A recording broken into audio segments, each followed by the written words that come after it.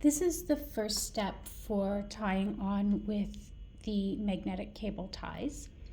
And so the first thing that you'll notice is that my ends are not very long. So they don't even reach, let's see if I can move this back a bit. They don't even reach as far as the warping stick. Now I want that because my cable ties are going to run from here to the warping stick. And so I do want some space to allow the tension to even out.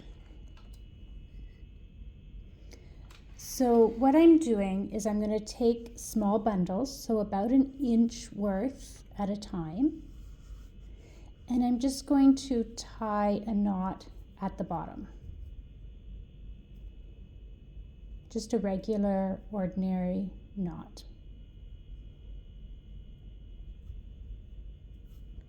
Then I'm going to take my next bundle and I'll tie that in a knot as well. And what I want to make sure is that my knots are at about the same level. So I haven't tightened this knot yet. I'm going to put it beside the other one. And I'm just going to slide the knot down so that when it's tightened, they're at about the same level. And I'm going to do that all the way across the loom. Now this is the same step that you would do if you were lashing onto the front of your loom. So what we're doing is actually a combination of lashing and using the magnetic ties. So we're starting with lashing and moving to the magnetic ties. So there, my knots are about even. It takes some time to do this. It takes a fair bit of time to make sure that your knots are all even.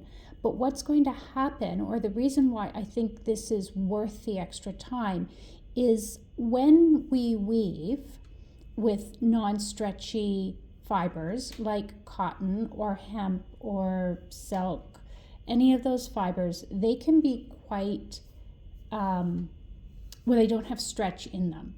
And so when you raise and lower your heddle, your holes stay nice and tight, but your slot shed is often very loose. And the magnetic cable ties, because of the stretch that's in them, they prevent that loose shed, or at least reduce it significantly. I find that when I use the magnetic cable ties, I have beautiful tension even with cotton. Well, I don't use it with stretchy yarns because I don't need to, but I find it's very useful with those non-stretchy fibers. So it's worth spending the extra time. So I'm going to continue tying these all the way across, and then I'll come back and I'll show you how we attach those magnetic ties.